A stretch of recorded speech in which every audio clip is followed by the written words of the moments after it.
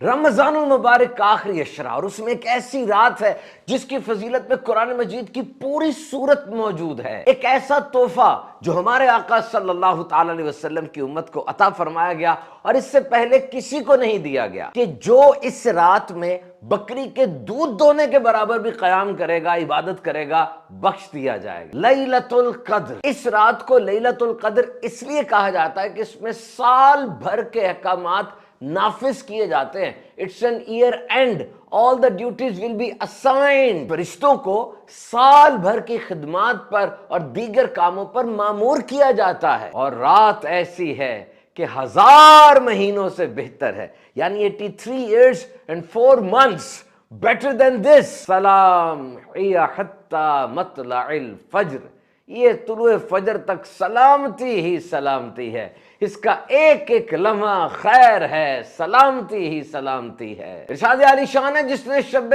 قدر میں ایمان اور اخلاص کے ساتھ عبادت کی، اس کے پچھلے گناہ بخش دیے جائیں گے۔ نبی کریم صلی اللہ علیہ وسلم کو ساری مخلوق کی عمریں دکھائی گئیں، آپ نے اپنی امت کی عمریں سب سے چھوٹی پائیں تو غمگین ہو گئے کہ میری امت اپنی کم عمری کی وجہ سے پچھلی امتوں جیسے اتنے زیادہ نیک اعمال نہیں کر سکیں گے۔ چنانچہ اللہ پاک نے اپنے حبیب صلی اللہ علیہ وسلم کو شب قدر عطا فرما دی، جس رات کی عبادت پچھلی امتوں کے 1000 مہینوں سے بہتر ہے۔ And what is the wisdom behind withholding the precise date of لیلۃ القدر؟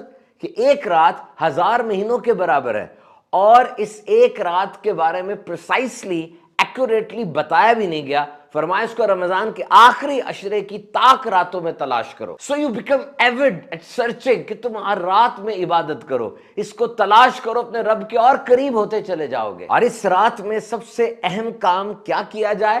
بی بی عائشہ صدیقہ طیبہ طاہرہ عفیفہ رضی اللہ تعالی عنہ نے عرض کی، اگر مجھے معلوم ہو جائے کہ لیلۃ القدر کون سی رات ہے تو میں اس میں کیا کہوں؟ ارشاد فرمایا، تم کہنا اللہم انکا عفو تحب العفو فاعف عنی، اے اللہ بے شک تو معاف فرمانے والا ہے، تو کرم فرمانے والا ہے، تو معاف کرنے کو پسند فرماتا ہے، تو اے میرے رب میرے گناہوں کو معاف فرما دے۔ تو اب پانچوں طاق راتیں جو آخری عشرے کی ہے اس میں لیلۃ القدر کو ڈھونڈنا ہے۔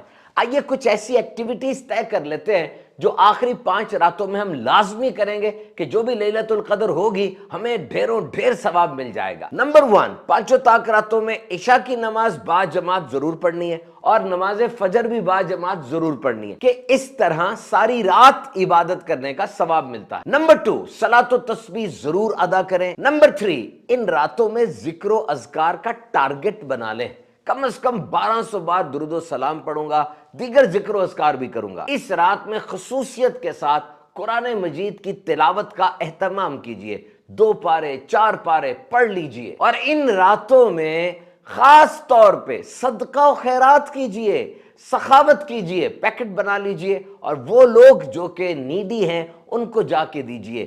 یاد رکھیں، آپ کے قرب و جوار میں، آپ کے ریلیٹیوز میں، آپ کے نیبرز میں، آپ کے آفس میں بہت سے لوگ ایسے ہیں جن کے حالات کا آپ کو پتہ ہے، ان لوگوں کی سب سے پہلے مدد کیجئے۔ شب قدر کے نوافل کے بارے میں فقی ابو اللیث رحمت اللہ تعالی علیہ فرماتے ہیں، شب قدر کی کم از کم 2، زیادہ سے زیادہ 1000 اور درمیانی تعداد 100 رکعتیں ہیں، جن میں قرات کی درمیانی مقدار یہ ہے کہ ہر رکعت میں سورہ فاتحہ کے بعد 1 مرتبہ سورہ قدر پڑھے، اور پھر 3 بار سورہ اخلاص پڑھے، اور ہر 2 رکعت پر سلام پھیر کر نبی کریم صلی اللہ علیہ وسلم پہ درود بھیجے۔ اس رات کی ایک بڑی خصوصیت یہ ہے کہ اللہ پاک نے قرآن کریم کو لوح محفوظ سے آسمان دنیا پر اتارا، اور پھر تقریباً 23 برس کی مدت میں بتدریج سٹیپ بائی سٹیپ اپنے حبیب صلی اللہ علیہ وسلم پر نازل فرمایا۔ ویسے یہ رات خیر ہی خیر ہے، برکت ہی برکت، اور سلامتی ہی سلامتی ہے، لیکن یہ 4 قسم کے لوگ ہیں